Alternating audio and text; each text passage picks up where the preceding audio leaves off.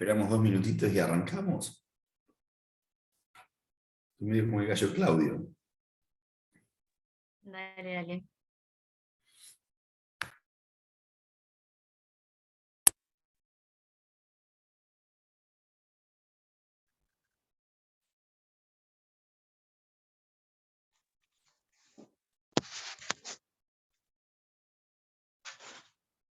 Por favor, Patricia, chico. Vuelvan acá. Vení, ven, ven. Ay,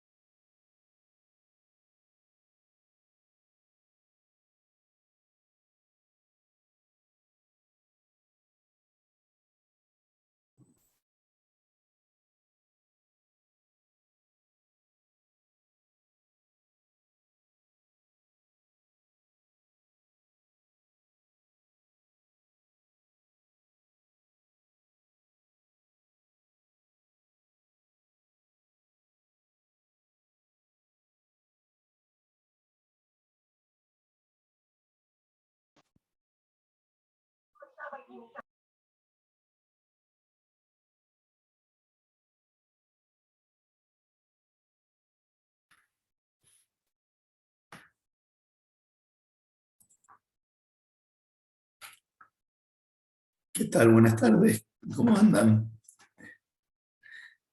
Ustedes seguro mejor que yo.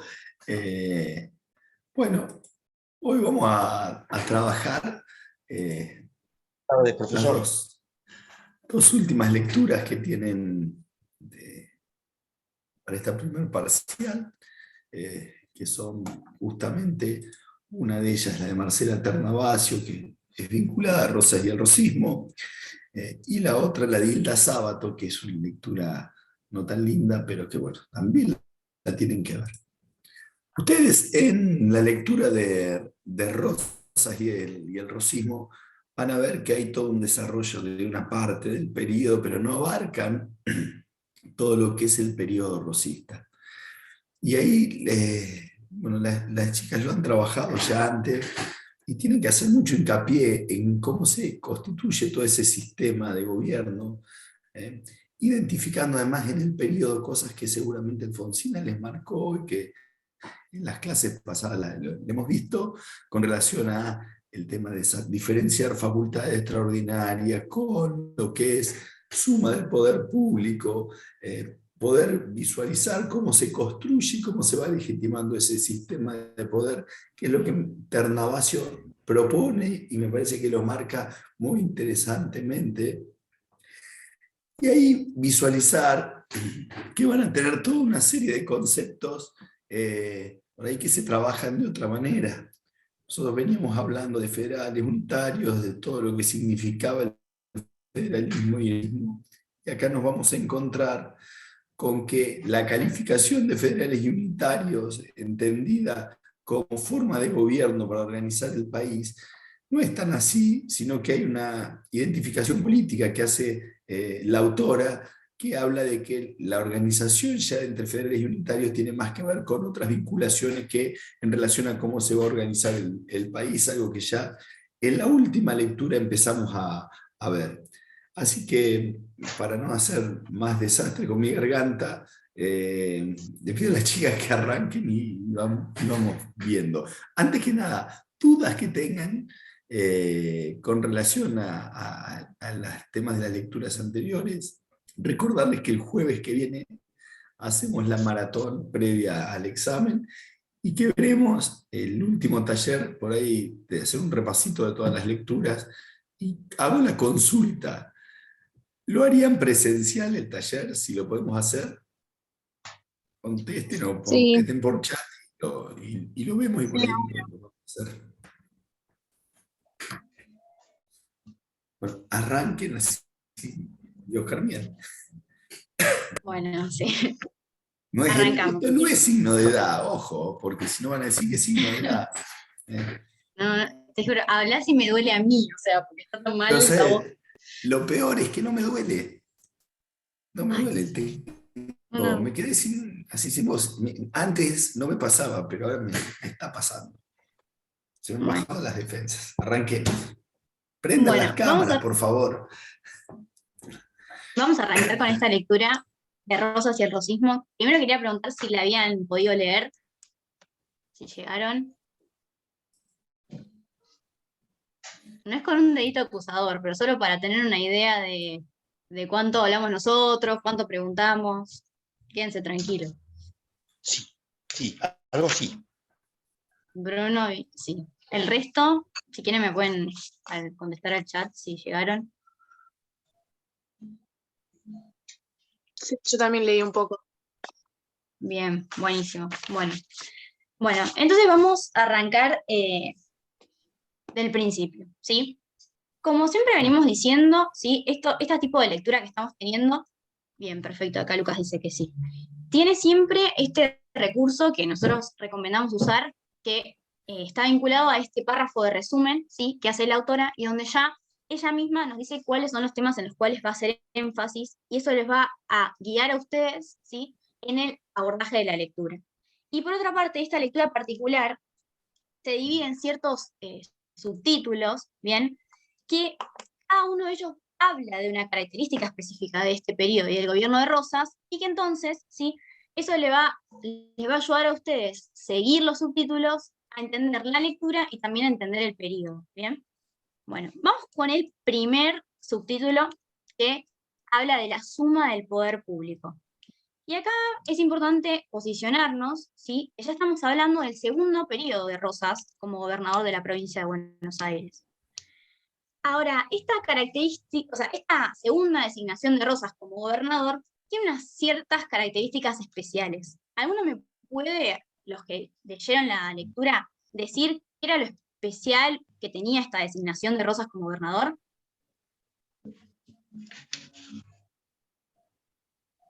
Ay, me fui, me perdí. La Que, vuelvo a repetir. A ver, Ornella. que eran las facultades del Ejecutivo, Legislativo y el Judicial. Se le otorgaba Bien, todo el y eso poder como, a él.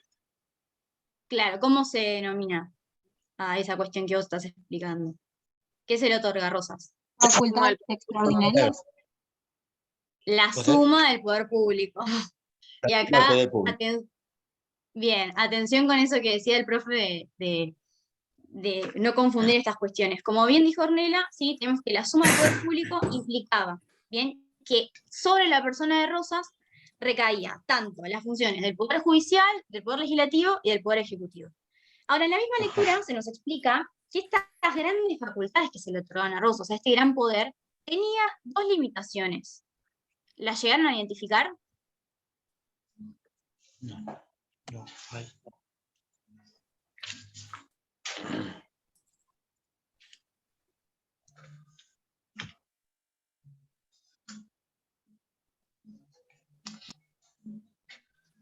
¿Los tres qué? ¿No?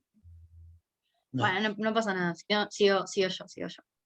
Bueno, estas grandes facultades que se le otorgaban a Rosas, ¿sí? Tenían dos restricciones que ahí la autora nos lo marca, que tenían que ser utilizadas para conservar, defender y proteger la religión católica, ¿sí? Y defender y sostener la causa nacional de la federación. Entonces, Las características principales que tenía esta designación de Rosas como gobernador era que se le otorgaba la suma del poder público, bien, con estas limitaciones o para estos propósitos, bien, que iba a ser por el tiempo, o sea, iban a ser concedidas por el tiempo que el gobernador, ¿sí? O sea, que Rosas considere necesario. O sea, imagínense que tenía una gran libertad en esto. Y otra característica que no es tan esencial, pero que suma, es el hecho de que se cambió la ley de elección anterior en el sentido de que ahora la designación de gobernador iba a ser de 5 años y no de 3 como era anteriormente. ¿Bien? Algo que vamos a ir haciendo con esta lectura, porque es una lectura muy importante, una lectura que es tema de examen y que ustedes tienen que tener muy fresca a la hora del parcial, es que voy a ir leyéndoles algunos párrafos, ¿sí? Que son sumamente importantes para que ustedes no lo dejen pasar. Y bueno, acá va el primero de los párrafos que voy a leerles, ¿sí? Para que lo marquen. Este párrafo es de la página 200. ¿Sí?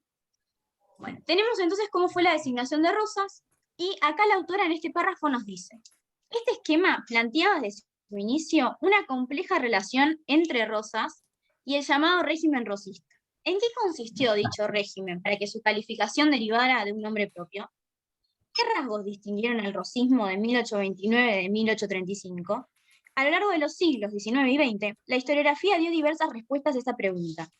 Desde considerar el fenómeno rosista como ejemplo clásico de caudillismo personalista y autoritario, o bien como versión criolla de un dictador moderno, hasta concebirlo como un paradigma de un régimen empeñado en defender la soberanía nacional.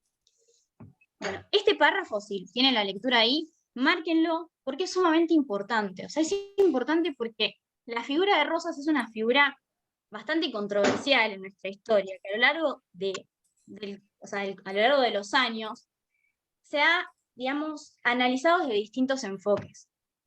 Ahora, la autora viene y nos presenta en la Discúlpame lectura que te sí, interrumpa. ¿Qué página habías dicho que era? la página 200 Bien, muchas gracias. de la lectura. Y bueno, y siguiendo, o sea, si ustedes van siguiendo la lectura, hay un parrafito aparte, ¿sí? Separado del cuerpo principal del texto, que analiza bien qué es lo que destaca la historiografía de este periodo. ¿Bien? Y acá me parece importante, ¿sí? Mencionar que hay un consenso, ¿sí? En subrayar lo que era la clave republicana del régimen, ¿sí? O sea, este discurso del republicanismo clásico, la utilización de ciertos instrumentos jurídicos que proceden de repúblicas modernas, que ya vamos a ir viendo, ¿sí? Acá se referencia a esta cuestión más adelante en la lectura, y también se admite en la historiografía, ¿bien? Que el gobierno de Rosas no fue ni una tiranía ni una república liberal, ¿sí? Entonces, para resumir un poco, dentro de la historiografía hay un consenso también en que Rosas termina, ¿sí? Inventando, por decirlo así, la autora habla la palabra invención, un nuevo sistema, ¿sí? Que combina dos cuestiones. Combina elementos, ¿sí? Tradicionales, o sea, viejas prácticas que se venían utilizando, ¿sí?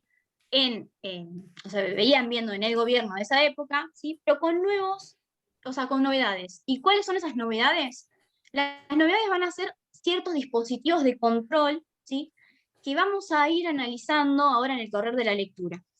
Pero es un tema muy importante, esto que acabo de decir, de este párrafo y el análisis que la historiografía hace de este periodo. Así que, por favor, cuando lo estén estudiando, ¿sí? No lo pasen por alto, procesenlo, y creo que el profe quería decir algo con su Y lo que le voz. marcaste antes, Ana, átenlo a lo que es las interpretaciones del caudillismo.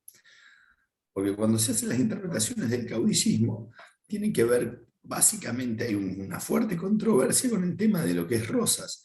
Y la primera parte de la lectura esa que les marcó Ana antes de este párrafo, está describiendo algunas de las características que nosotros vimos en clase con relación a la identificación del caudillismo y cómo fueron cambiando o pasando por distintas claves historiográficas. Nada más. Bien. Bueno, y ahora siguiendo un poco más, le quería preguntar a los que llegaron a leer un poco, aunque sea, ¿qué dos rasgos son, si me lo pueden decir en sus palabras, los que la autora, bien, resalta y señala del gobierno de Rosas? Dos rasgos del régimen. Que era un animista. Bien, ese es uno de los rasgos. ¿Y el otro?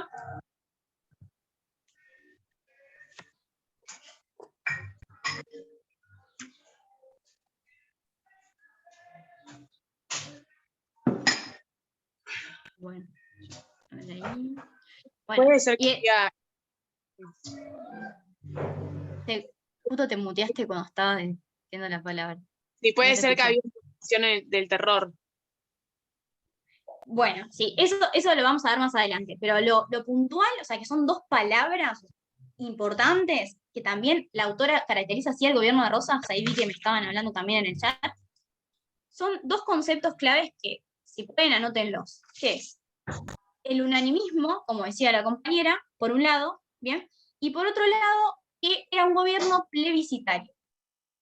Ahora bien, ¿qué significa? O sea, ¿de qué hablamos cuando hablamos de unanimidad? ¿Alguien me lo puede decir con sus palabras? Puede ser que era lista única, no daba la posibilidad de elegir a otras personas que no sea él. Bien, va por ese lado. Bien, la cuestión central, ¿sí? Que vamos a ir analizando, o sea, esto es como la introducción a algo que se profundiza mucho en el texto. Pero la cuestión es que esta noción de unanimismo tiene que ver con esa idea, ¿sí? De que todos los que integraban la comunidad política tenían que apoyar al gobierno. Ahora vamos a ver, como decía, de qué forma se llega a lograr esto, ¿sí? Y también acá el compañero en el chat decía de esto de la centralidad de la figura de Rosa. O sea, ¿cómo son los métodos que se utilizan para lograr esta unanimidad, ¿bien? Para lograr este consenso, ¿sí? Que a ver, vamos a ver que va a haber un fuerte apoyo de los sectores populares, ¿sí? Que eso es un factor importante para lograr este unanimismo, pero también una amenaza de coerción por parte del aparato estatal. Bien, eso es el primero de los conceptos que es la unanimidad o el unanimismo.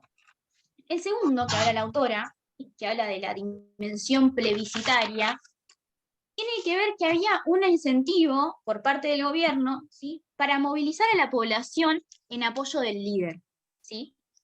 Y que también se utilizan ciertas herramientas que ahora vamos a analizar en el próximo subtítulo.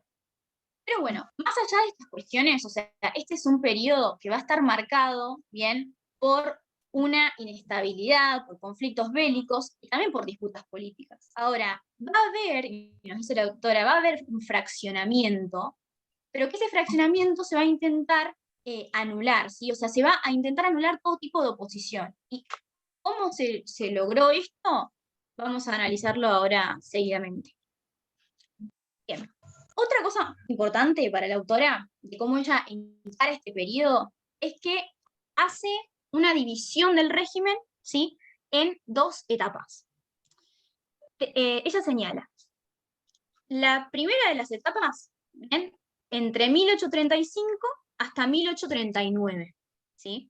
En esta primera etapa, ella marca como importante, ¿sí?, que se da un nuevo orden que va a estar marcado por el control del espacio público y político, pero ese control sin alcanzar niveles de violencia ni ejercicio de coerción.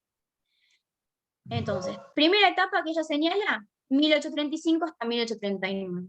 Y la segunda, que es de 1840 a 1842, acá ella la denomina, y esto un poco estuvieron hablando ustedes, la etapa del terror, ¿sí? ¿Por qué?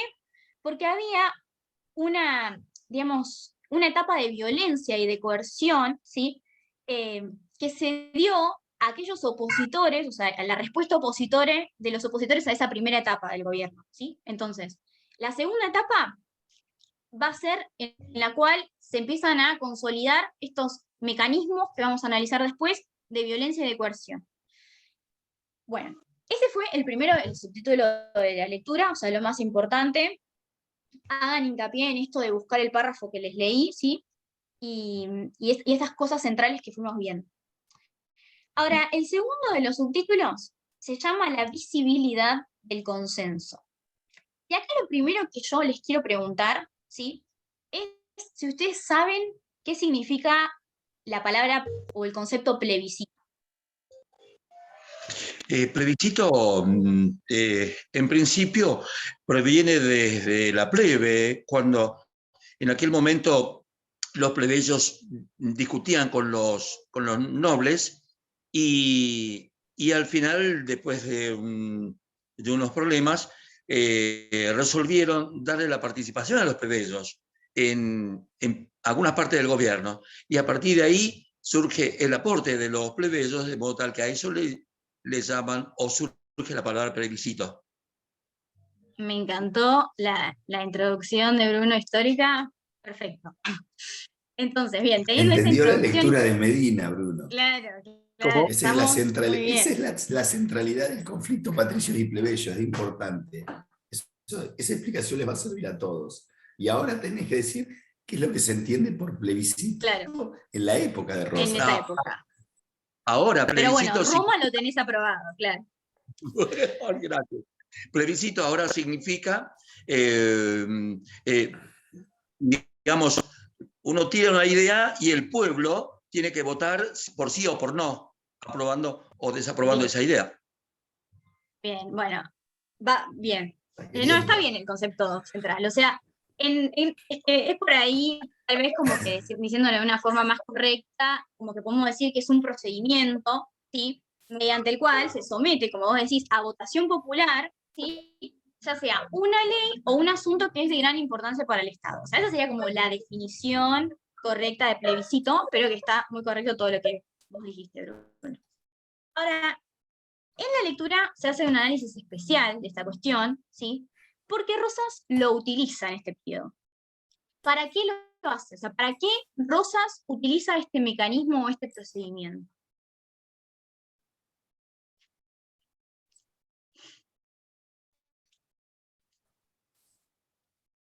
Piensen, si no, es como de, ¿para qué le puede servir a Rosas utilizar? Bien, perfecto. Acá está Lucas que me contesta por el chat. Bueno, Rosas utiliza este mecanismo, ¿sí? Para reforzar la legitimidad de su designación y las atribuciones que le habían conferido, ¿bien? Acá viene el segundo de los párrafos que les quiero destacar, que quiero que lo marquen, que es el último párrafo de la página 203, último párrafo de la página 203, y que lo voy a leer.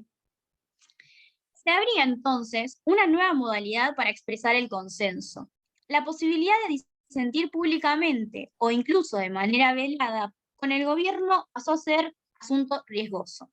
Los signos de adhesión al régimen se multiplicaban. A través del uso de la divisa punzó, obligatorio desde 1832 para la población porteña, aunque la presión en torno a su uso aumentó a partir de 1835, de una forma de vestir federal, que incluía el tradicional poncho y chaqueta, utilizados básicamente por los sectores populares, pero también mediante sombreros, guantes o peinetones con la estampa de rosas, o bien la exhibición de objetos de uso cotidiano como vajilla, monederos y relicarios con su retrato.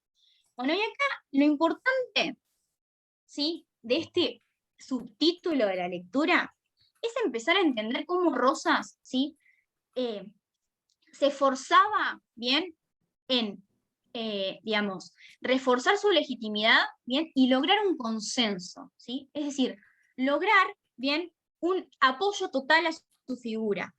Ahora, ¿qué es lo que sucede? Empiezan a surgir estas formas de expresión que son sumamente importantes, ¿bien?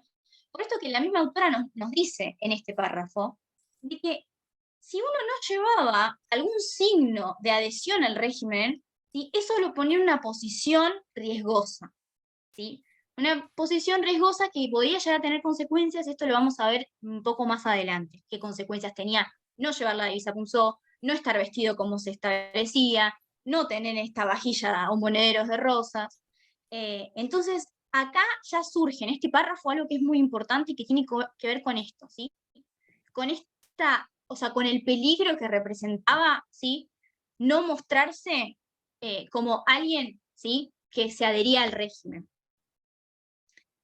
Entonces, presten atención a estos signos, que son muy importantes, y son algo tal vez como que está en la, seguramente saben a qué hacemos referencias, al hecho de la divisa punzó, incluso me acabo de acordar, por ejemplo, mientras leía esto, que hubo una excavación hace poco en Buenos Aires, que se habían encontrado justamente unos platos que tenían la leyenda de Rosas, o sea, esto que nos explica la autora efectivamente pasó, y deben estar en algún lado las muestras de cómo eran esas vajillas. Pero esto se convirtió en algo muy importante. Ahora, ¿de qué otras formas se hacía visible el consenso? O sea, teníamos que el plebiscito era una de esas formas, ¿sí? A ver, la gente, imagínense a la gente caminando por la ciudad con esa vestimenta, con la divisa punzó, esa era otra forma de que se manifestaba el consenso. Pero también hay algo que es importante que la autora nos marca, que son el hecho de las elecciones periódicas por un lado y las celebraciones festivas por el otro. Bien, y acá, cuando nos metemos a analizar cómo eran las elecciones, acá sí vuelvo a lo que creo que era Ornella que había dicho, ¿sí? De este sistema de la lista única. Porque se reemplaza lo que era la lógica política anterior, en la cual se deliberaban dentro de cada sector político cuáles iban a ser los candidatos que iban a terminar en la lista, y ahora eso pasa a ser un sistema de lista única. Y entonces también ¿sí? nos marca la autora que acá hay un periodo de cambio, porque como que se renuevan las caras, ¿sí? O sea, la legislatura se vació de aquellos personajes, dice, que habían hecho de la revolución su carrera política, y se llena con personajes nuevos que estaban, digamos, vinculados a sectores de poder económico, poder social, también militares y también sacerdotes. Y acá vamos con otro párrafo importante que también está en la página 203, creo. Acá, por ahí seguía el otro, no sé si está bien, pero bueno, lo escuchan y se fijan bien ustedes. ¿Qué dice? Su obsesión por mantener y controlar la práctica del sufragio expresa la búsqueda de una legitimidad fundada en el orden legal preexistente y la vocación para hacer del régimen un sistema capaz de singularizar el mando y la obediencia. Los actos comiciales le servían para reivindicar su proclamado apego a las leyes, demostrar hacia el interior y hacia el exterior de la Confederación el consenso del que gozaba, movilizar a un crecido número de habitantes con el objeto de plebiscitar su poder. O sea, por eso para Rosas era tan importante en las elecciones, porque eso significaba, ¿sí? Reforzar aún más esa legitimidad de la cual gozaba. A fin de la página 204, gracias Mili, me parecía que me había equivocado ahí. Pero bueno, algo importante es que Rosas trata, ¿sí? De, más allá de tener esa cuestión de la suma del poder público, bien que era una novedad hasta entonces, ¿sí? Trata de mantener su legitimidad basada en lo que era el orden legal preexistente, ¿sí? Y quería justamente lograr una gran obediencia y ser, o sea, acá se dice singularizar el mando, ¿sí? O sea, convertirse en la figura del líder. Y bueno, y por otra parte eran importantes, y ahí hay un capítulo específico aparte, que ustedes lo pueden leer, que es interesante, lo que tiene que ver con las fiestas federales que se organizaba, que el mismo gobierno organizaba, tanto en el campo como en la ciudad, y que también afianzaba esta cuestión de la lealtad a Rosas, de la identidad federal. Eso lo pueden leer en ese apartado que es como un accesorio al texto. Pero bueno, algo importante también, que acá ya nos metemos en la contracara, o sea, la otra cara de la moneda, es que era lo que pasaba con las abstenciones, ¿sí? Porque si Rosas le daba tanta importancia a las elecciones, también le daba importancia a esta movilización de personas, a que las personas concurran y que las personas lo voten. Entonces, ¿qué era lo que sucedía con las abstenciones? Bueno, las abstenciones eran leídas como oposiciones en potencia, ¿sí? Entonces acá ya vemos qué guarda, porque si uno no salía a la calle con la divisa punzó, si uno no tenía la vajilla de rosas, si uno se abstenía de votar en las elecciones, ya iba a ser considerado, ¿sí? Como alguien sospechoso de ser contrario o opositor al régimen. Entonces acá viene otro subtítulo de la lectura, que es importante que nosotros lo relacionemos. Lo que estuvimos analizando hasta recién, ¿sí? Eran las formas mediante las cuales Rosas adquirió y consolidó su legitimidad, ¿bien? Logrando consenso, que eso era lo que él más deseaba lograr. Ahora, la contracara, o la otra parte de la moneda, es que era lo que pasaba, ¿sí? Con aquellas personas que, o Perdón, hay una mosca acá, así que siempre pasa como algo. Con aquellas personas que no estaban de acuerdo, ¿sí? O sea, que eran opositores. Y acá viene la segunda parte importante de la lectura, es la intolerancia al disenso. ¿Bien? Disenso, ¿qué significa disenso? Que una persona sea disidente en ese momento. A ver, Está de Bruno. acuerdo. Bien, perfecto. Entonces, Partido. tenemos, perfecto, o sea, consenso y del otro lado de la moneda está el disenso. Y acá tenemos, ¿sí?, que Rosas tenía una gran intolerancia al disenso. Y ahora, ¿cómo era que se reaccionaba frente al disenso? ¿Llegaron a leer esta parte? ¿De qué métodos se Sí, utilizaban? aplicando el rigor. Ay, no te Aplicando escuché, rigor. perdón, a ver. Perdón, aplicando el rigor, Bien, obligaba. eso es... Bien, a ver, ¿qué más, Ornella? La censura. La censura, bien.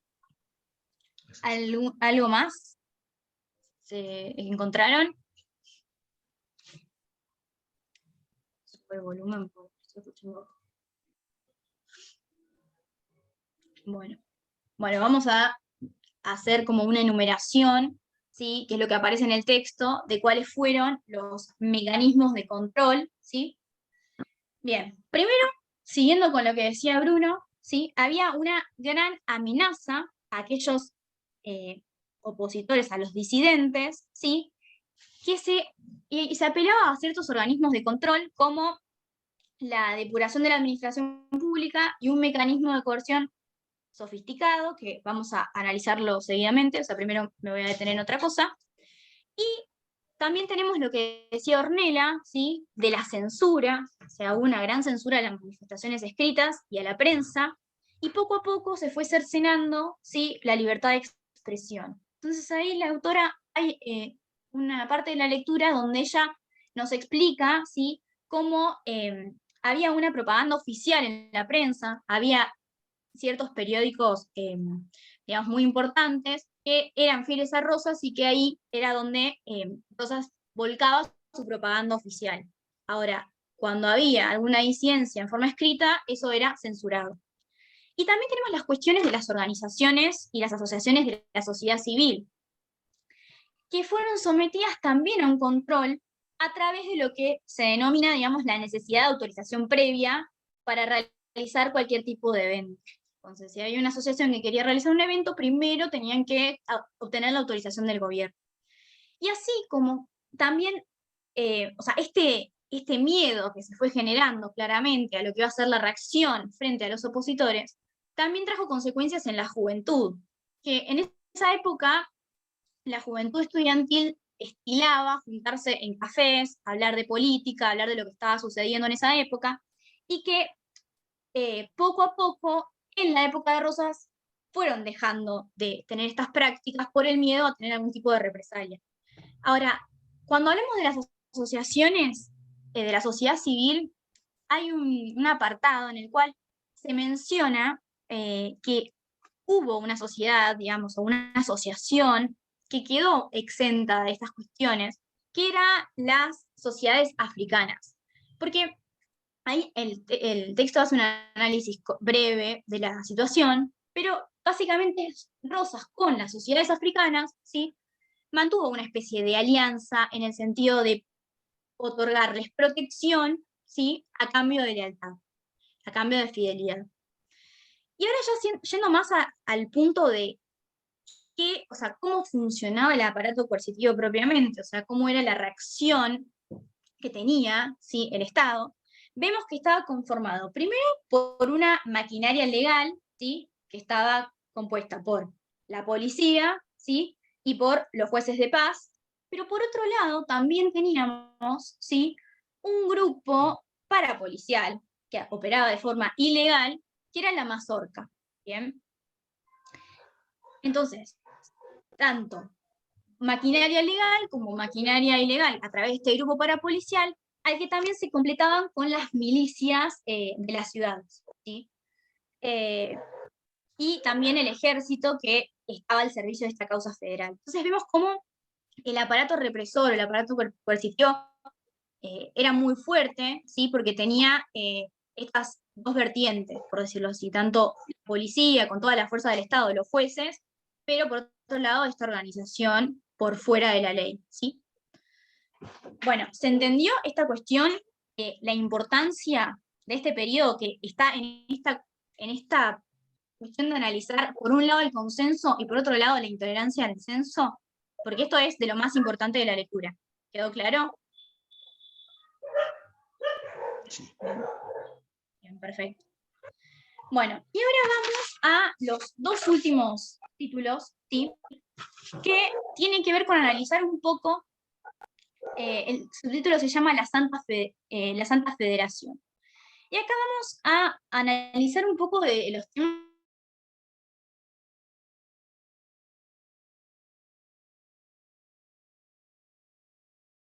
de la organización, digamos, del país en ese momento. Bueno, acá también hay un párrafo que voy a leer. Se cortó porque me parece que mi conexión es inestable. ¿O me escuchan? ¿Se escuchan bien? Bueno, acá hay una cuestión, ¿sí?, que plantea la autora en cómo, digamos, se flexibilizan, ¿sí?, un poco los conceptos que hoy en día, o sea, los tenemos bien delimitados teóricamente, ¿sí? Acá se nos hace un análisis de cómo era el orden republicano y federal, ¿sí?, en el cual, digamos, Rosas tomó como régimen, ¿sí? Y que se nos dice que a veces parecía que esta república, ¿sí?, se refería solamente a Buenos Aires, y otras veces parecía que iba más allá y que se extendía a las provincias. Y algo importante, ¿sí?, que después se analiza bien en la última parte de la lectura, es cómo Rosas, ¿sí?, logró tejer, ¿sí?, redes de poder en las provincias, bien, con relaciones, o sea, relacionándose con los gobernadores de las provincias, y que esto le permitía tener a él el control, ¿bien? Mientras, digamos, de alguna forma afianzaba su autonomía. Entonces, ¿cómo es que se fueron tejiendo estas redes? Bueno, él utilizó diversos métodos, vamos a ver un poquito más adelante, pero había, y la misma autora nos pone algunos ejemplos, correspondencia, o sea, cartas que se mandaban con el ejército, con los gobernadores, y también con esta amenaza, ¿sí?, de coerción, que se daba con todos estos mecanismos y con todas estas herramientas que analizamos anteriormente. Otro párrafo importantísimo que tienen que tener en cuenta, si anoten, es en la página 214, que lo voy a leer, esto es un poquito más largo, pero nos resume un poco esto que les fui diciendo de cómo los conceptos de confederación y federación que analizamos el taller pasado, en esta época medio que se mezclaban o medio que eran flexibles. Y acá dice, página 214. Así pues, tanto el uso del término federación como el de confederación siguieron siendo muy flexibles durante esos años y funcionaron como una especie de gran paraguas con que reemplazar el vínculo constitucional que Rosas se negaba a dar al país. Si en el periodo precedente el gobernador había revelado su reticencia a dictar una constitución, luego de 1835 el tema directamente dejó de formar parte de la agenda. Ese ambiguo componente federal presuponía varias cosas. En primer lugar, un orden supraprovincial que, si bien no se traducía en una constitución nacional, tampoco era reductible al manejo de las relaciones exteriores por parte del gobernador de Buenos Aires. Aun cuando la gestión de las relaciones exteriores constituyó para Rosas la cima del sistema federal que preconizaba, al mismo tiempo fue incrementando las funciones a su cargo. Esto no siempre se debió a una efectiva delegación de facultades. En muchas ocasiones fue el propio gobierno porteño el que, fundándose en doctrinas esgrimidas según la ocasión, intervino directamente en asuntos comunes a todas las provincias, entre los cuales se destacaron, por ejemplo, el ejercicio del derecho de patronato y el juzgamiento de los acusados de crímenes contra la nación. Entonces, este párrafo nos marca claramente que, si bien en los papeles, ¿sí?, hablamos de una confederación, había facultades, ¿sí?, que Rosas se tomaba para sí mismo, que excedían ese marco, ¿sí? Y un ejemplo de esto lo tiene el derecho de intervención en la organización de las provincias. Porque en realidad, o sea, esta cuestión de la organización de las provincias, al fin y al cabo, en los hechos, recaía sobre la provincia más importante, que era Buenos Aires en esa época, y sobre Rosas, que era una figura sumamente importante, como venimos analizando. Pero que ese derecho de intervención, nos dice la autora, en la teoría, o sea, no sé si ustedes ya tuvieron teoría constitucional, pero si no es así, van a analizarlo profundamente ahí el concepto, se produce dentro de una organización federal de gobierno, ¿bien? No de una confederación como supuestamente era, digamos, el marco en el cual nos encontrábamos. Y esa facultad, bien, de intervención, no estaba tampoco en el Pacto Federal que analizamos el taller pasado. Entonces vemos, ¿sí?, cómo Rosas flexibilizaba un poco estos conceptos, ¿sí?, y a través de otros métodos se arrogaba facultades que no tenía o que no estaban expresamente contempladas para su persona. Y lo último que voy a decir, porque si me en un ratito yo me tengo que ir, que es el último subtítulo que tiene la lectura, que habla del nuevo orden en las provincias. Y acá se menciona un poco, ¿sí?, lo que fue la ley de aduanas. ¿Llegaron a esta parte de la lectura y alguien me puede decir en qué consistía o qué era lo que buscaba Rosas a través de esta ley?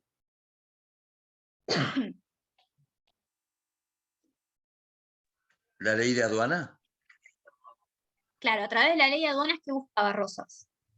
Bueno, es lo que quería que todo lo que ingresaba a través del puerto quede en Buenos Aires, que no vaya, porque eso ayudaba a la riqueza económica de Buenos Aires. En realidad no va por ahí, Bruno, esta vez, pero bueno, a ver Ahí si alguien hiciste, más lo... Bruno, ahí estás haciendo la lectura política de lo que termina siendo el rosismo en la práctica. Pero la ley de aduanas, de hecho, fíjense que tiene un video y todo, plantea otra cosa, que es muy difícil, primero, de llevar adelante porque es una provincia, es una ley provincial, no es una ley nacional, no había leyes nacionales. Y además, en definitiva, cada provincia debía replicar esa cuestión. Eso lo que les marcaba Ana es para diferenciar. A ver, ¿quién la leyó? Los que están ocultos tras las placas negras del silencio. ¿Alguien se anima?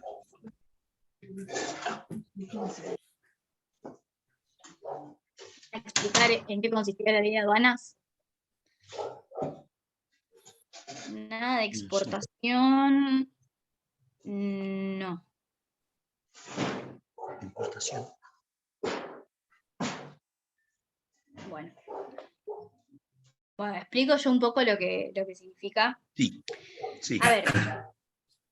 Está bien, no llegar. Bien, no pasa nada si no llegar en esa parte, porque es la última de la lectura.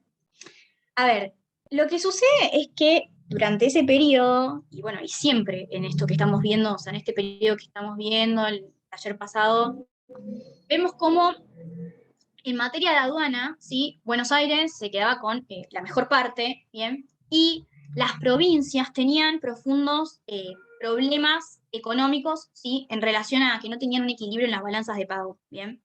Entonces, había profundos reclamos de la provincia hacia Buenos Aires por esta cuestión, y lo que Rosas busca con esta ley es otro instrumento más para tratar de legitimar sus poderes, ¿sí?, de lograr ese consenso, y que es adoptar, o sea, a través de esta ley, un criterio proteccionista.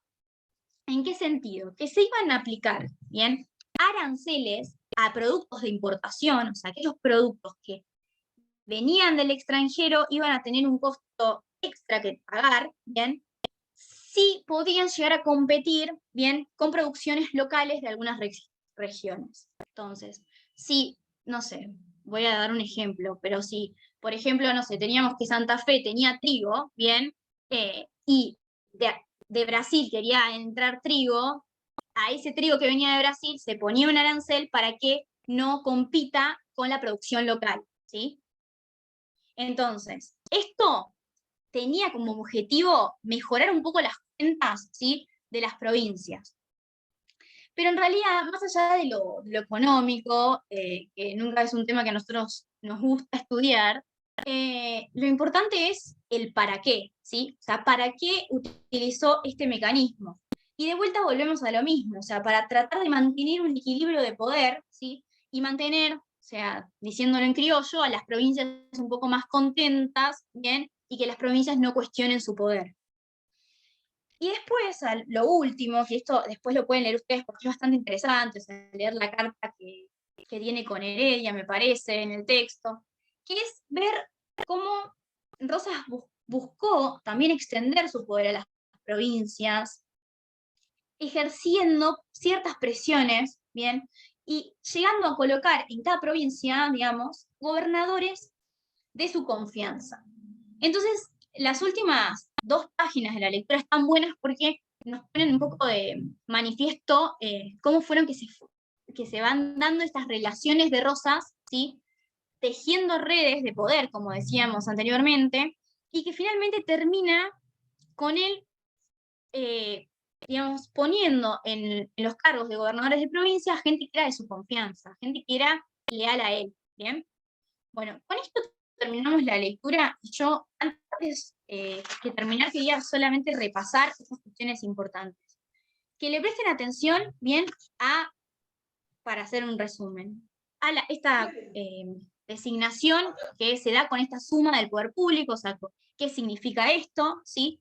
Y en ese primer subtítulo, ese párrafo importante de cómo la historiografía ve a este periodo, ¿sí?, cómo fueron los cambios que se fueron dando, los 2 rasgos que la autora nos da del régimen, el unanimismo por un lado y la dimensión plebiscitaria por el otro, la cuestión del consenso, ¿sí?, la importancia que tenía para Rosas el consenso, cómo lo quería lograr, o sea, a través de qué herramientas, y por otra parte la intolerancia que tenía al disenso y de qué forma tenía los mecanismos para responder a aquellas personas que eran opositoras al régimen. Y por otra cuestión, a lo importante, analizar un poco esta relación que tenía Rosas, ¿sí?, con las provincias, o sea, cómo se relaciona con las provincias, que acá está lo de la ley de aduanas, esta cuestión de las alianzas que tenía con los gobernadores, y lo importante de entender, ¿sí?, que se mezclaban un poco los conceptos, si los queremos traer a lo que significa para nosotros en el día de hoy, ¿sí? Como él se fue haciendo de ciertas facultades que en la ley, o sea, en el Pacto Federal, no estaban contempladas. ¿Quedó alguna duda de la lectura? Porque si no ya le damos paso a Mili para la que sigue. ¿No? Profe, ¿vos querés agregar algo? No, cortito. A ver, me parece que están identificadas las cuestiones. Ustedes tienen un periodo de Rosas, algunas cuestiones que son por ahí puntualmente muy jurídicas. El Pacto Federal, la ley de aduanas, la diferencia entre suma del poder público y facultades extraordinarias. Y después todo lo que se ve acá, que tiene que ver con el contexto político y cómo se va modificando ese contexto político o cómo se va ejerciendo el poder. Y la conceptualización de esas cosas que hacía Ana, y que es muy interesante especialmente el tema que hizo de Buenos Aires, y cómo Rosas iba intrometiendo en cuestiones que excedían las facultades que tenía. Eso habla porque muchas veces ha estado arraigada la confusión de cuáles eran la influencia que tuvo Rosas sobre todo el territorio de la Argentina. Entonces, me parece que esas son las cuestiones centrales que hay que marcar. Pero arranquemos con la hermosa Hilda Sábato. Ahí, sí, lo último que le contesto a Brisa, que ahí puso que no le quedó claro el concepto de plebiscito. Bueno, habíamos dicho que los plebiscitos son estos procedimientos, ¿sí?, a través del cual se somete a la población, ¿sí?, tanto una ley como algún asunto que sea importante, ¿sí?, para que sea la población que exprese su opinión, ¿bien? Y que este sistema, o sea, este procedimiento, este mecanismo, lo había utilizado Rosas para poder, digamos, afianzar su legitimidad, ¿bien? Era solo eso, para repetirle la definición que había pedido por el chat. Pero bueno, Mili, ya podés Gracias. arrancar, nena, podés arrancar con Sábato. Buenas, ¿cómo andan? Bueno, no sé, Pachi, si Hilda Sábato tiene alguna introducción que le quieras hacer. Arranca porque Uy. Bueno, primero, alguien una sola cosa por ahí. No, esta lectura, a diferencia de las anteriores, porque lo van a notar, seguro, Miri se lo va a ir marcando, porque van a ver bastante Hilda Sábato. Es una lectura que tiene una organización distinta. Nosotros en las otras lecturas teníamos mucho más compartimentado desde los periodos hasta los temas. Hilda Sábato en algunas partes mezcla mucho los conceptos, va de un periodo a otro y viene y habla de cuestiones mucho más conceptuales, sin organizar quizás los periodos en compartimentos tan estancos. Eso ténganlo en cuenta y las cosas que por ahí les va a ir marcando. Si tienen un fibrón, algo, vayan fijándolo, porque es una lectura muy distinta, mucho más complejo, pesada, por así decir, que Ternavasio, y con una organización distinta, nada más.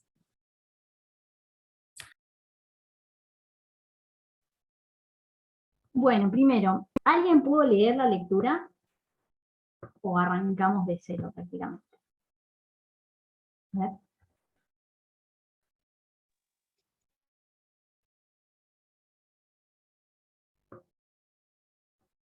Bueno, parece que la tía Hilda Sábato no colabora, pero bueno, voy a tratar de hacerlo porque no nos queda mucho tiempo tampoco, y la idea es que se vayan con un esquema más o menos claro de lo que la lectura les quiere decir, porque cuando la van a leer, es como decía Pachi, se encuentran con una ensalada y no saben cómo rescatar la información, que es lo más importante, así que voy a tratar de ser lo más cortita y concisa, pero para que les quede la estructura de toda la lectura, porque si no, no vamos a llegar si empezamos a profundizar demasiado en cada subtítulo. Sí les voy a leer, porque me parece importante, y más si no pudieron todavía leer la lectura, la parte de la introducción, porque es importante que entendamos qué es lo que va a desarrollar en todo el texto. Se las leo, es el primer parrafito de toda la lectura.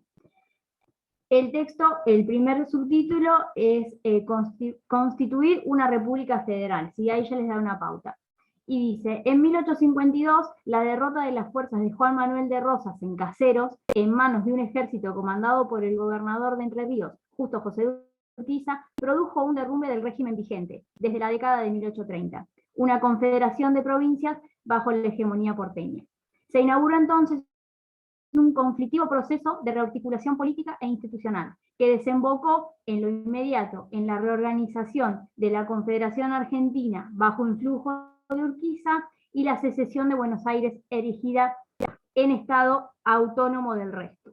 Al mismo tiempo, el gobierno confederado sanciona la Constitución Nacional que instituyó a la Argentina como República Federal. Este capítulo analiza los conflictos descartados en ese año bisagra de 1852. Entonces, ¿qué tienen acá? Lo que siempre decimos nosotros, procesos y rupturas. Ternavasio con Ana estuvieron hablando todo el proceso de Rosas y lo vienen trabajando en clase. Y acá tenemos la ruptura. A partir de la batalla de Caseros, cambia absolutamente todo lo que estábamos hablando y tenemos, como acá dice esta pequeña intro, un conflictivo proceso de articulación política e institucional. Entonces tenemos, en lo inmediato, ¿qué va a pasar? De Caseros, una reorganización de la Confederación en bajo a esta figura de Urquiza.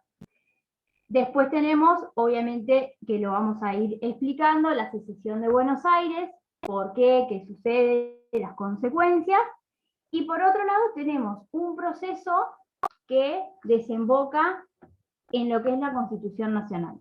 Entonces, para mí, lo más importante que entiendan es esto, la ruptura del proceso y el comienzo de otra organización bajo este esquema que les planteaba recién, y todos los antecedentes, que son antecedentes, creo que sí, se va a grabar y calculo que ya mañana va a estar subido a YouTube. Como les decía, y van a tener todos los antecedentes que son, creo, los antecedentes más fuertes en cuanto a lo jurídico que ustedes tienen que tener en cuenta para el parcial. Entonces, para iniciar, tenemos Batalla de Caseros, el régimen rosista que es derrotado por las tropas de Urquiza, el gobernador de Entre Ríos. Y acá yo les diría que por una cuestión metodológica dividamos, ¿sí?, qué es lo que sucede con Urquiza y Buenos Aires y qué es lo que sucede con el resto de las provincias, ¿sí?, para poder ir haciendo un mapa mental de cómo la autora va desarrollando todos estos temas.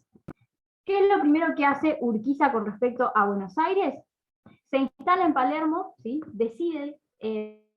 designa un gobernador provisorio, que es Vicente López y Planes, y hacen desfile por la ciudad, ¿sí? Esto es lo primero que Urquiza va a hacer con respecto a lo que es Buenos Aires. Y acá vean, no lo vamos a leer ahora, el testimonio de Sarmiento y de Saldías con respecto a esta entrada que hace Urquiza a Buenos Aires, porque está bueno que ustedes vean estos dos puntos de vista y para verlo más ejemplificativo, digamos, qué es lo que sucedía en ese momento. Por un lado, esto de Buenos Aires. ¿Qué es lo que buscaba Urquiza y cuáles fueron las primeras actuaciones con respecto al resto de las provincias? Era claro que lo que buscaba era apoyo y reconocimiento de las provincias. Entonces, lo que intenta es recomponer este orden nacional y buscar la subordinación de las provincias. Todo esto culmina en el Protocolo de Palermo, ¿sí?, que este es un antecedente que tienen que tener en cuenta, que está, yo les voy a marcar la página para que si no lo leyeron que se vayan más o menos ubicando, en la página 23. El Protocolo de Palermo, ustedes tienen que saber, está, sí, 23 al final del todo, ¿sí? Se había decidido que se formara una comisión representativa que invite a las demás provincias a unirse a la federación y a convocar a un congreso general para que arregle la administración del país bajo el sistema federal. ¿Qué más sucede en el Protocolo de Palermo? ¿Alguien se acuerda? Yo no les estoy preguntando mucho porque como nadie me contestó si había leído, no quiero detenerme demasiado en ir preguntándoles y perder mucho tiempo, así llegamos a ver todo. Pero si alguien quiere colaborar, ¿qué más pasa con el Protocolo de Palermo? Hay una medida que es central para lo que va a suceder después con Buenos Aires.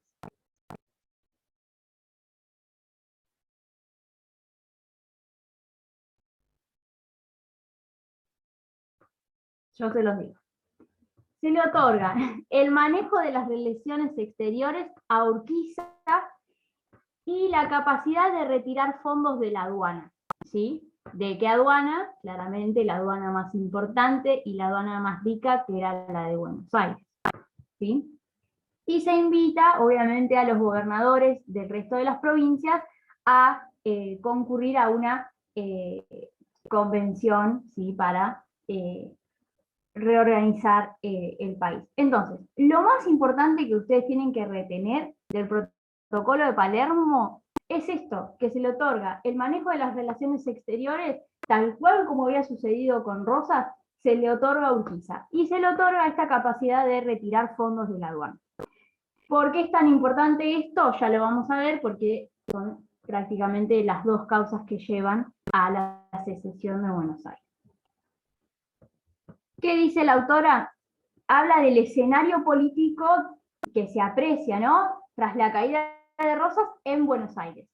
En Buenos Aires había un vacío de poder, ¿sí? Recordemos que Rosas era el gobernador de Buenos Aires, y se produce una división entre quienes estaban a favor de este proyecto de organización nacional de Urquiza y quienes estaban en contra.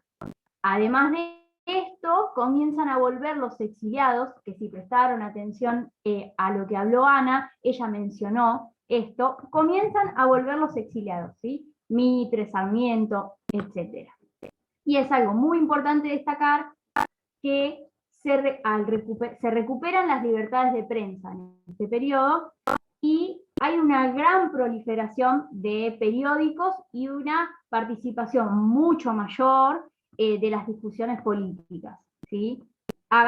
Siempre vayan un poco para atrás, vean todo lo que habló Anita, que lo tienen súper fresco, del régimen de Rosas, y lo que sucede ahora, posterior a la batalla de Caseros. Entonces, en Buenos Aires tenemos esta situación, vacío de poder, una división entre quienes están a favor de Urquiza, quienes no, y la vuelta de estos exiliados sumado a la mayor participación política dado a la recuperación de la libertad de prensa y una proliferación de periódicos, ¿sí? Tenemos entonces el protocolo de Palermo que desemboca, ¿sí?, en el acuerdo de San Nicolás. Y acá, aunque no hayan leído el texto, algo me tienen que saber decir del acuerdo de San Nicolás. Es uno de los antecedentes más importantes, ¿sí?, uno de los pactos más importantes que tienen que tener en cuenta para el parcial. ¿Qué dos contenidos, ¿sí?, tenía este acuerdo de San Nicolás? Los más importantes, a ver. Establece el sistema federal. Bien. Hay dos puntos que son importantísimos.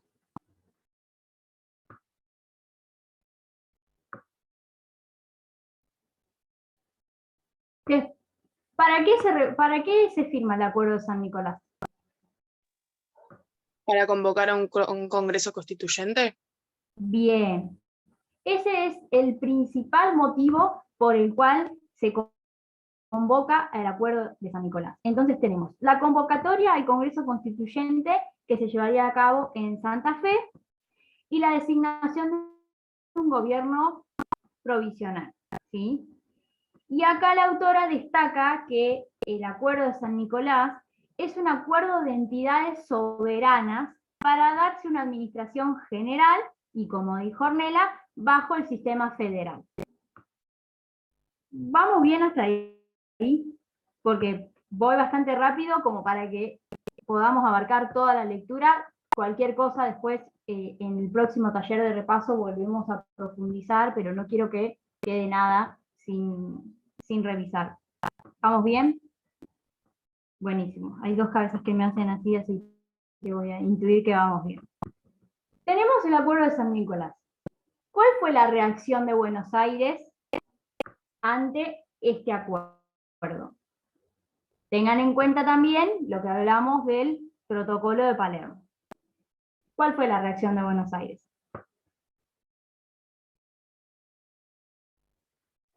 En una parte puede ser que se nombre como una revolución, algo así, como que no estaba de acuerdo y pasó una revolución. No entendí muy bien ese concepto todo de revolución, igual. Bien, vamos a ir a eso. Tenemos, luego del protocolo de Palermo y de la firma del acuerdo de San Nicolás, tenemos la reacción de Buenos Aires, que es clarísima, es una negativa, ¿no?, a brindarle, a otorgarle a Urquiza las facultades, ¿sí?, las relaciones exteriores, las facultades del gobierno provisorio, y además, algo muy importante que establece el acuerdo de San Nicolás, es que al Congreso Constituyente los representantes de cada provincia iban a ser iguales para todos. Iban a ir 2 representantes de cada provincia, sin importar cualquier otra circunstancia, ¿sí?, que hiciera una diferencia en las provincias, ¿sí? Esto, sumado a la negativa de otorgarle las facultades del gobierno provisorio Urquiza, ¿sí?, hace que Buenos Aires se niegue a participar en el acuerdo de San Nicolás. ¿Sí? ¿Quedó claro por qué? Bien. Y Por contraposición tenemos la reacción de Urquiza, ¿sí? Ante esta negativa de Buenos Aires. Ante el peligro, ¿sí?, que corría su proyecto de organización nacional, Urquiza utiliza la fuerza militar, ¿sí? Envía tropas y disuelve la legislatura de Buenos Aires y repone al gobernador, que si se acuerdan, al principio yo les mencioné, Vicente López Iplán. Y acá conectamos con lo que Ornella había podido leer, que es la revolución del 11 de septiembre. Los porteños en esta revolución van a lograr la caída de este gobierno provisional establecido por Urquiza, se van a reunir y van a designar nuevas autoridades provinciales. Entonces, ¿cuál es la consecuencia de todo esto? Es que tras el rechazo por las legislaturas del Acuerdo de San Nicolás y tras el rechazo de Buenos Aires al Acuerdo de San Nicolás, Buenos Aires queda separada de la Confederación, ¿sí? Y acá tenemos lo que en la introducción decíamos, la secesión de Buenos Aires. Tenemos, por un lado, la Confederación y por otro lado, Buenos Aires, que reasume el manejo de sus relaciones exteriores. Hasta acá vamos bien. Yo sé que es una ensalada y que hasta que no lo bajen a la lectura y lo puedan, yo les recomiendo un cuadrito o algo que se los pueda graficar mentalmente qué es lo que sucede, bueno, con Buenos Aires, con la Confederación, y a la par el protocolo, el acuerdo. Separen lo que es más o menos el contexto o por otro lado, todo lo que son los instrumentos jurídicos y cuáles son los puntos más importantes. Pero hasta acá vamos bien. Bien, buenísimo. Y ahora, visto esta separación entre la Confederación y Buenos Aires, tenemos en el medio la sanción de la Constitución, ¿sí? Como habían acordado en el Pacto de San Nicolás. ¿Qué saber de esto? Que seguramente lo han visto hasta el cansancio y ya por una cuestión de ser argentinos y haber ido al colegio, muchas cosas deben saber. ¿Cuántos representantes lleva cada provincia? Sí, eso es importante, que ya lo estuvimos hablando.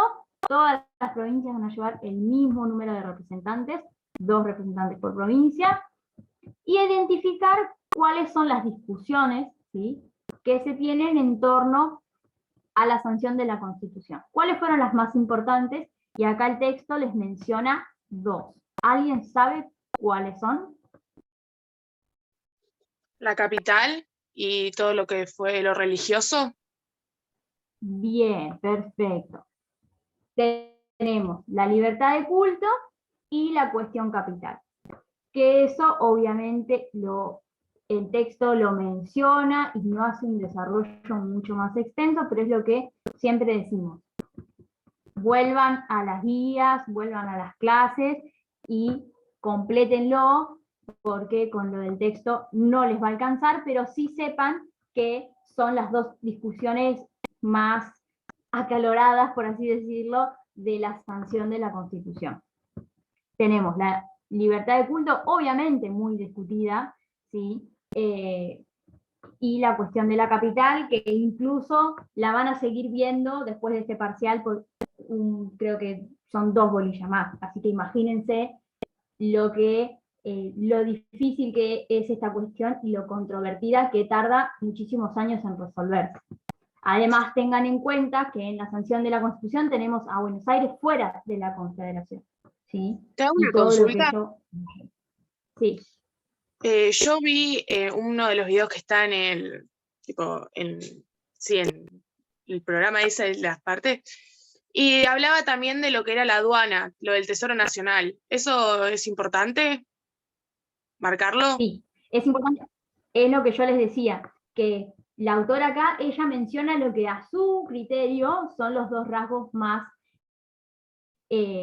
importantes en cuanto a las discusiones, pero obviamente Fíjense que ya del protocolo de Palermo estamos hablando de la cuestión de las aduanas y la importancia que tiene la aduana de Buenos Aires, y también teniendo en cuenta que Buenos Aires está fuera de la Confederación, ¿sí? Y por lo tanto la aduana de Buenos Aires y los recursos están a disposición de Buenos Aires, no de la Confederación.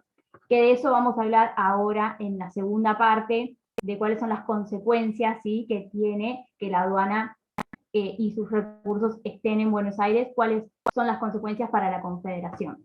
Pero siguiendo con la Constitución y para terminar, los contenidos más importantes, en definitiva, luego de la sanción, es la forma de gobierno, ¿sí?, una república federal, representativa, republicana, ¿sí?, en el artículo 1, que es el artículo que tenemos actualmente, ¿sí?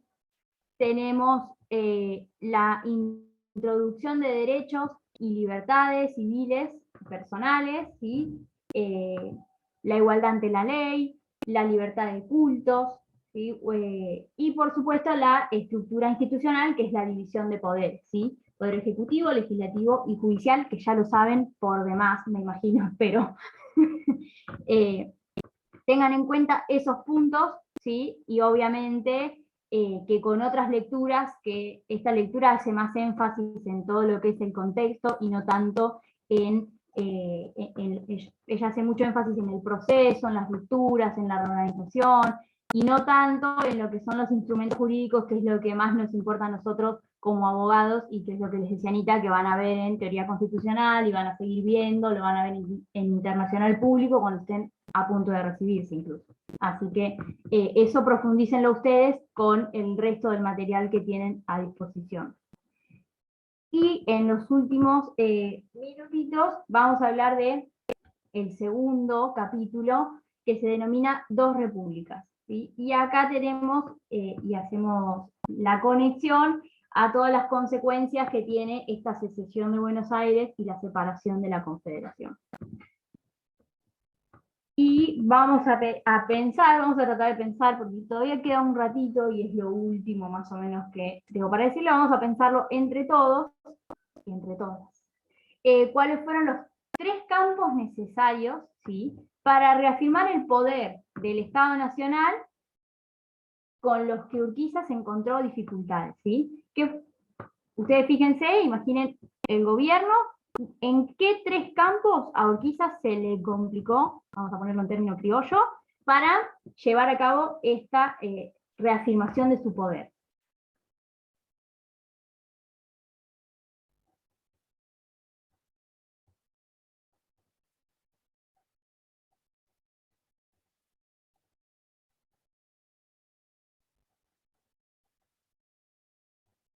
Uno es el que veníamos hablando ya, antes, toda la lectura prácticamente.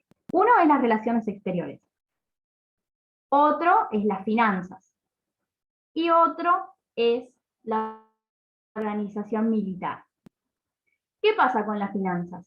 A ver, vamos a pensarlo, con todo lo que La estuvimos aduana en hablando. Buenos Aires, entonces tuvo que ir a otro Bien. puerto.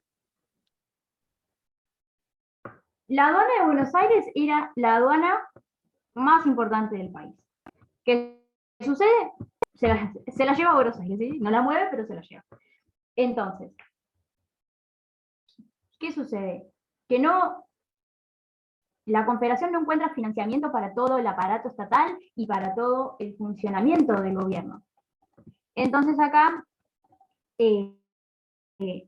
la autora nos dice, aparte, que la libre circulación de mercancías dio lugar a la anulación de aduanas internas. Entonces, dentro de la Confederación no había aduanas internas como para poder obtener, digamos, el recurso de las mismas. En este periodo se sanciona la libre navegación de los ríos, ¿sí? ¿Para qué? Para poder obtener recursos de las aduanas del litoral y de las aduanas más pequeñas, ¿sí? Pero ¿qué sucede? Ninguna va a llegar al mismo nivel de recaudación que la aduana de Buenos Aires. Por lo que solo las aduanas del litoral y las aduanas más pequeñas, y dice la autora que sirven para mantener, ¿sí?, solamente los gastos del aparato estatal, ¿sí? Pero imagínense cuál es la situación económica de la Confederación, ¿sí? Es una precariedad financiera, como dice la autora.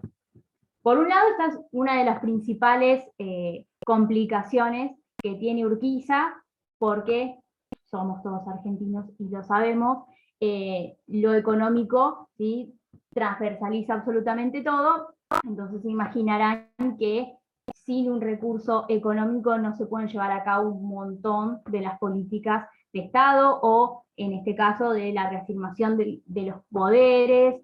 Y acuérdense que tenemos una constitución muy nueva, entonces ¿cómo llevamos a la práctica todo este aparato estatal? Muy complicado. Por otro lado, la organización militar. ¿Qué sucede? Hasta el momento no había una organización de una fuerza nacional militar. Eran todas fuerzas provinciales. El objetivo de Urquiza fue conformar esta fuerza nacional y confirmar el ejército nacional. Lo cual no se logra, ¿sí? Por más intentos que se realizaron, había en las provincias una fuerte, ellos estaban muy decididos a mantener este sistema, que obviamente es muy difícil de un día para el otro remover cuestiones que hace mucho tiempo estaban implantadas. Entonces, en la práctica, por más que existía, ¿sí?, una fuerza nacional, estaban al mando de las provincias en la práctica. Y por último, y ya voy a terminar, mira, espectacular. Hasta les van a quedar 5 minutos para dudas. Las relaciones exteriores. ¿Qué pasa? Con la secesión de Buenos Aires y la división con la Confederación, los porteños que buscan en el ámbito internacional un reconocimiento, ¿sí?, de las potencias extranjeras. Y acá la Confederación corre con desventaja, que es esta precariedad financiera que habla la autora.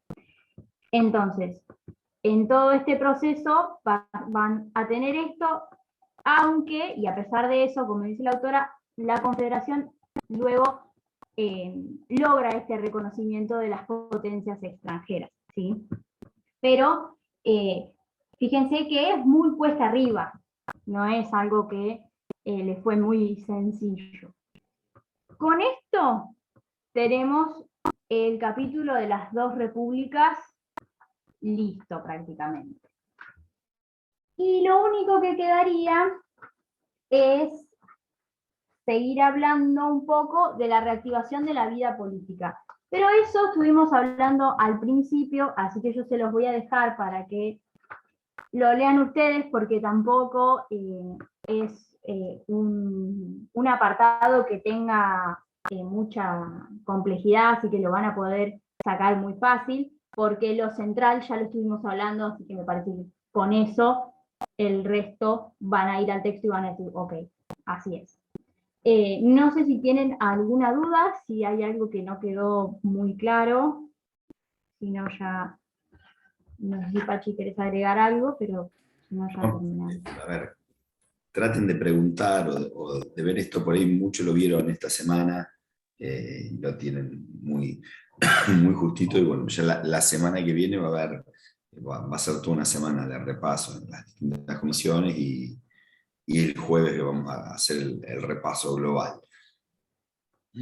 ¿Alguna duda específica que haya de esto u otra cosa? A mí me quedó algo que no lo pude entender bien porque tuve una interrupción. Cuando hablamos de que las provincias podían aportar 2 representantes, y ahí se habló de que mejoraba la libertad de culto, o se abría la libertad de culto, y algo más, ¿qué era? Sí, es con respecto a la sanción de la Constitución. Sí. se llevan 2 representantes por provincia, ¿sí? a lo que es el Congreso Constituyente, y en cuanto a lo que hablábamos de la libertad de culto, son las 2 discusiones más importantes que menciona la autora, que yo después les aclaré que no son las únicas 2 discusiones, que hay más, que son a criterio de la autora las más importantes, pero no quiere decir que ustedes tengan que estudiar esas 2, vayan y estudien también el resto de las que les han dado en clase, o que tienen en las microclases o en las guías. Pero son la libertad de culto y la cuestión capital. Esas 2. Ah, la cuestión capital. ¿No era libertad de expresión? No, era la cuestión de la capital federal. Libertad de culto. Claro, libertad de culto y capital. Y capital Ustedes federal. piensen que todos estos temas, a ver, por ejemplo, el tema portuario va a ser un tema menor, el tesoro, la aduana, porque es un tema igual que la capital, que se va a terminar resolviendo mucho más adelante. El tema de la libertad de culto tenía que ver con cómo conceptualizar y cómo fijar algo que la Constitución lo marca, que es el pensamiento de Alberdi, que lo deben haber visto esta semana también, en relación a cuál es el proyecto constitucional y el proyecto de país. Eso que se empieza a plasmar ahora en la Constitución, nosotros lo vamos a ver especialmente en las presidencias fundacionales, ya en la segunda parte, cuando veamos Mitre, Sarmiento y Avellaneda, cómo eso que se plasmó en el preámbulo, que se plasmó en la Constitución, va para adelante. Y la cuestión de la libertad de culto era central, porque tenía que ver además con el tipo de inmigración que Alberdi plantea, que se plasma después en la Constitución y que se va a tratar de impulsar en las presidencias fundacionales.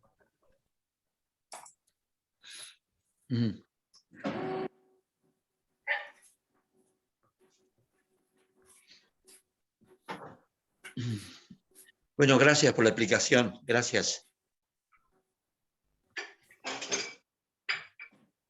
El resto viven.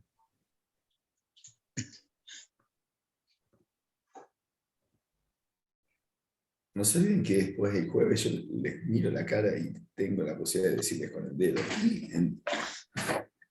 O usarlos de ejemplo, que yo sé que no les gusta a veces.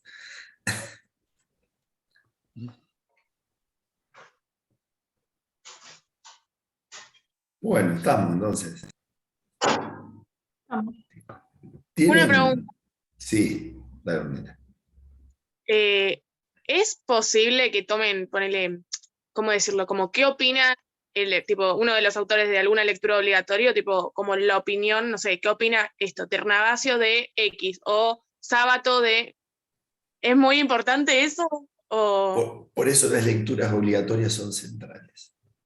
Porque hay determinados conceptos que son muy específicos de los autores. Es decir, todo lo que hoy les marcaba, por ejemplo, Ana, y les marca ahora recién Mili, con el tema de cuáles cuestiones eran importantes para Hilda Sábato, por ahí no son las mismas que marcaba hace años López Rosas, porque hay una visión historiográfica distinta, y porque las modificaciones que se han producido son distintas. Pasa lo mismo con Ternavasio.